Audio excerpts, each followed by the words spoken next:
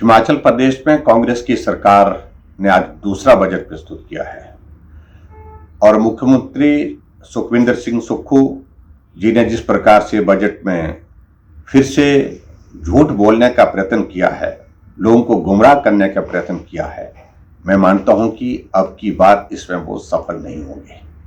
देखिए, झूठ बोलने की ये सारी बातें बार बार इस प्रकार से करना, लोगों का भरोसा टूट चुका है। लोग विश्वास नहीं करेंगे, भरोसा नहीं करेंगे। सत्ता में आने से पहले झूठ बोला, झूठी गारंटियां दे करके गारंटी पूरी नहीं हुई। फिर सत्ता हासिल हुई तो पहला बजट प्रस्तुत किया, जो घोषणा की उनमें से 95% जो योजनाएं उनने घोषणा की ही, जो वादे उनने किए थे पहले बजट में, उनमें से कुछ काम हुआ ही नहीं।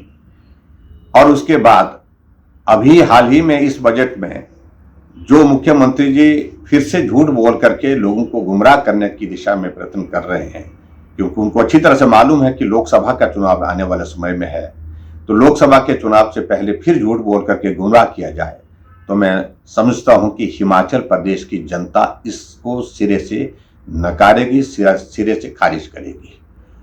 सबसे बड़ी बात तो यही कहूंगा कि हिमाचल प्रदेश में इस बजट में किसी भी वर्ग के लिए कोई राहत नहीं है।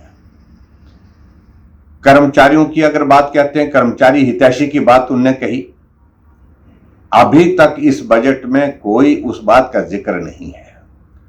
ओपीएस की बात कहते कहते अपने आप वो उसमें उलझ करके रह गए कि ओपीएस में अब आने वाले समय में जिक्र आज बजट में नहीं किया है, लेकिन हकीकत है इस बजट के बाद जब लोकसभा का चुनाव होगा, जो ओपीएस के लोगों को भी निराशा इसमें हाथ लगने वाली है, क्योंकि 50% लास्ट पे ड्रॉन की जो पेंशन की उनकी एक सुविधा है, उसको कम करने की दिशा में प्रयत्न चल रहा है। मैं ये बड़ा साफ कह रहा हूं, उसको 30% करने की दिशा में चीजें चल रही हैं।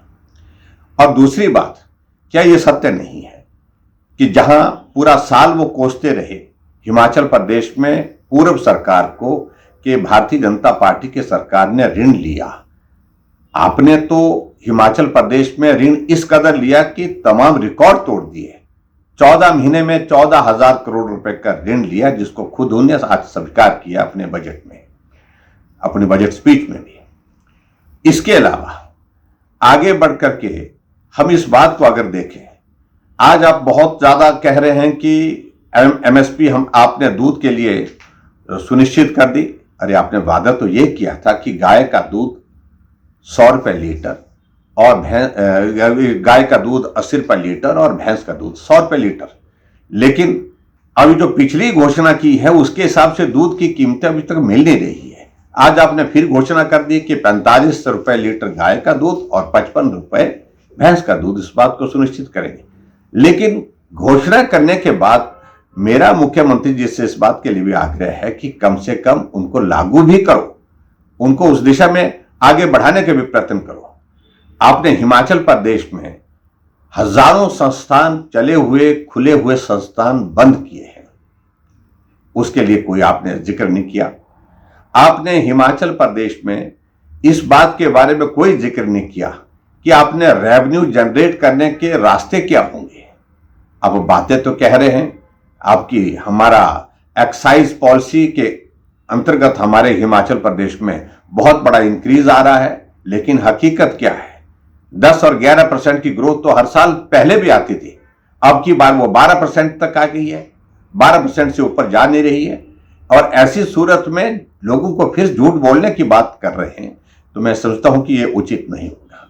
आपने फिर योजनाओं की शुरुआत की है, सुखाश्रय पहले शुरू की थी, उसमें भी लोगों के बीच में एक हास्य का विषय बना कि अपने नाम के साथ योजना जोड़ दी, और आज और योजनाओं का भी जिक्र किया है, और जिसमें आपने एक सुख आरोग्य योजना का जिक्र किया है, सुख शिक्षा योजना का जिक्र किया है।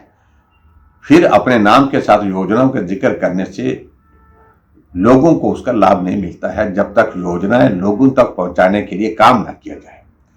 और इसके अलावा आपने कुछ वर्ग के लिए जो घोषणा की है, वो घोषणा मात्र इसलिए किए हैं कि ठीक इस बजट के बाद लोकसभा का चुनाव है, और लोकसभा के चुनाव आने की वजह से आपको लग रहा है कि अब लोगों को गुमराह करना चाहिए, लोगों को फिर से उस प्रकार से जिस प्रकार से आप सफल हो गए पहली बार हिमाचल प्रदेश में, पिछली बार झूठी गारंटी दे करके सरकार बनाने में। लेकिन मैं ये कहता हूं कि भरोसा टूट चुका है, विश्वास टूट चुका है। अब बार बार झूठ बोल करके आप लोगों का विश्वास नहीं जीत सकते हैं। अब के बाद आपको सारी चीज को लेकर के ये झेलना पड़ेगा। और मैं दूसरी बात इसके साथ ये भी कहना चाहता हूं कि हिमाचल प्रदेश में इस बजट में गरीब लोगों के लिए क्या राहत दी आपने हिमाचल प्रदेश में एक बात का जिक्र किया है, आपने जिक्र किया कि हमने आपदा में बहुत बड़ा पैकेज दिया जो देश में किसी राज्य में नहीं। मात्र घोषणा करने से पैकेज की बात पूरी होती है क्या? आप हकीकत में देखिए कि जमीन में क्या पात्र व्यक्तियों को वो राहत मिली है क्या? कितने लोगों को मिली? चुनिंदा लोगों को मिली है।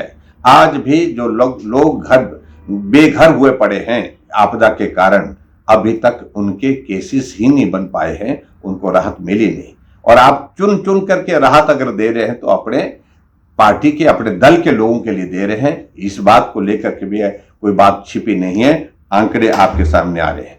इसलिए मैं आपके आज के इस बजट को जो माननीय मुख्यमंत्री जी ने आज प्रस्तुत किया है, उस बजट को सिरे से खारिज करता हूं।